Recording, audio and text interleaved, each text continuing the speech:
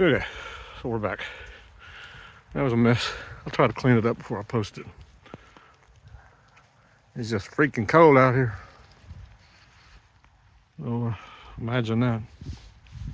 Cold in mid-December in upstate New York. 1 second.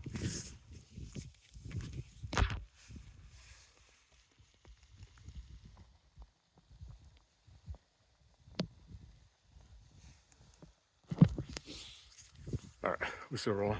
Okay, so this right here is where the General Zebulon Pike is buried. Brigadier General Z.M. Pike, USA, and his officers killed in battle at York in Upper Canada. And then lies across the Lake Ontario here. These are his officers you see that are buried around him. They were killed in that explosion at the British garrison. They blew up an ammunition depot, I guess to keep the U.S. Americans from having it. So, in that explosion, he died, and his officers. So, this over here, I wanted to just see. I got to get out of here.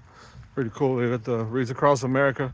So I used to participate in that for a few years, playing taps for Wreaths Across America events that went on at DFW National Cemetery. But they go out and they lay these wreaths out at national cemeteries all over the country. All over the country. It's really cool. So this right here, this marker right here, and the 3 headstones that are right in front of it. Those 3 gentlemen drowned here. So there was a sergeant and 2 privates, and then there was another gentleman that was with them. He was also in the U.S. Army. They were all stationed here at the barracks here at Sackets Harbor. And they drowned in 1888, in November of 1888. So they went out, they were about 50 yards in a boat, about 50 yards off the shoreline, fishing. They were net fishing. And their boat capsized when they were trying to pull the net up. I guess it had fish in it, or they were struggling with the net. Anyway, the boat capsized and they fell over into the water, and they, I guess it was, I don't know why they couldn't swim in, but they just clung to the boat and waited for somebody to come help them. But because it was November in Lake Ontario, hypothermia set in. They were out there long enough, and 3 of them died. These 3 that you see buried here. They slipped under the water. Hypothermia had taken over, and they died. Now, the other gentleman, the other one of the 4 that survived, was a guy who was used to cold water, or was used to rough exposures, as the article stated it, how I read it. And so he survived. But he watched all 3 of them slip beneath the water and die right here in Lake Ontario in November of 1888. And they did recover them, so they're all buried here in front of this marker.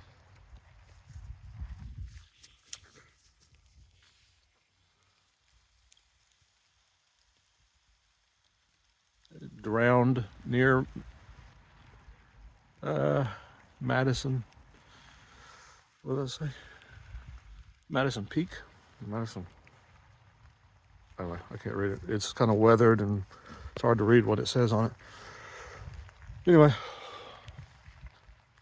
that's it. Nightfall's coming on.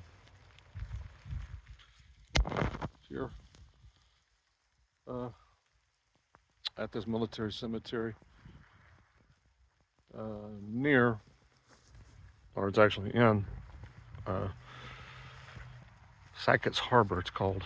Go look it up. It's a pretty interesting story. A lot of history here. This harbor, these barracks here, Ulysses S. Grant he was president. It's also the general in the Civil War that accepted Robert E. Lee's surrender.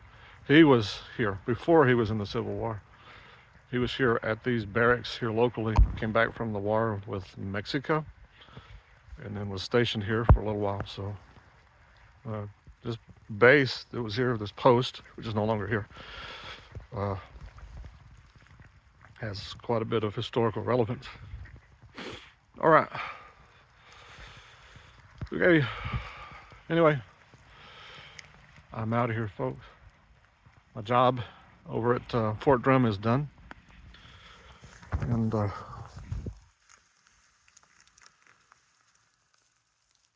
going to head back home tomorrow. One more. I just realized this guy's headstone was right here. Fennessy. So you see this right here? This gentleman. So he was Corporal Mike Fennessy, 3rd U.S. Infantry, Company M.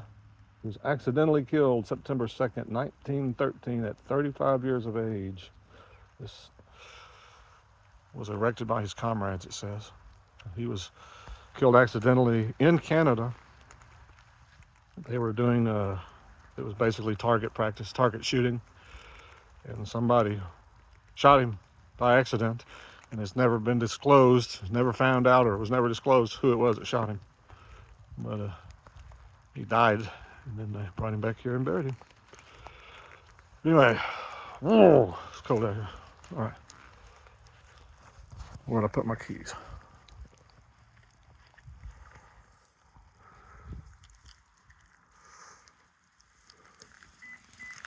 All right. Another successful taps, laying of taps. See that iron rod fence right here? So I had read in another article that this fence right here came over from Buckingham Palace in Britain. It was not here at this cemetery. It was a part of the post, the base that was here. And at some point they moved this fence over to this cemetery. So, kind of cool. Buckingham Palace, huh? I don't know. I guess that makes it extra cool. I don't know. Whatever. All right, y'all. I'm gonna wrap it up. I got a date with Texas Roadhouse at Watertown, where my hotel is at. Watertown, New York. Ooh. And then I got to drive 3.5 hours in the morning from Watertown to Buffalo. That's where I got to go back to the Buffalo Niagara Falls International Airport, whatever it's called. I got to go back there and fly home. So I'll be back home tomorrow night. All right, yeah. We out. See y'all later, alligator.